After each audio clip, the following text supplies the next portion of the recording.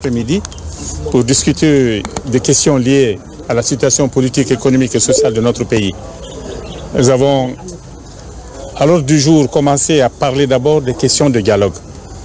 Nous venons de recevoir, il y a à peine quelques minutes, un courrier du ministre de la Justice, garde des Sceaux.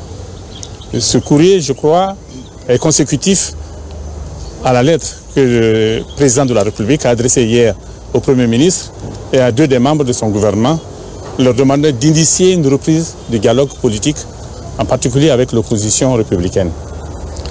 Donc nous avons examiné ce courrier du ministre de la Justice qui est adressé à l'opposition. Nous y avons trouvé quelques sujets qui méritent de réflexion. Nous avons notamment constaté qu'aucun calendrier n'y est proposé pour la reprise du dialogue et qu'on nous suggère nous-mêmes de faire des propositions concernant le calendrier du dialogue. Nous avons estimé que l'ordre du jour qui figure est nettement insuffisant et ne prend pas en compte toutes nos préoccupations. Nous avons vu que la question liée au cadre proprement dit de dialogue, notamment la présence de facilitateurs ou de représentants de la communauté internationale, n'est pas non plus incluse dans cette lettre. Donc nous allons nous donner le temps de réfléchir, de consulter nos bases respectives, avant de réagir, probablement dans les 48 heures par rapport à cette lettre. En tout état de cause, l'opposition républicaine que nous sommes a toujours affirmé sa volonté de dialogue.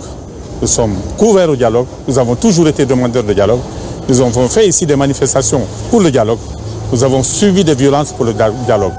Nous sommes donc une opposition qui croit que le dialogue permet d'éviter les crises qui elles-mêmes nous permettent de préserver le climat de paix que nous vivons dans notre pays. Par ailleurs, nous avons relevé que dans le processus de révision du fichier électoral en cours, il y a de graves anomalies qui affectent cette activité.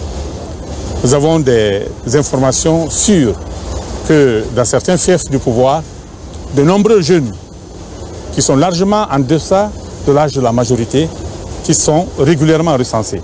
Des jeunes de 13 ans, 14 ans, certains sont sortis des salles de classe du collège pour être conduits devant les CARL et pour être recensés.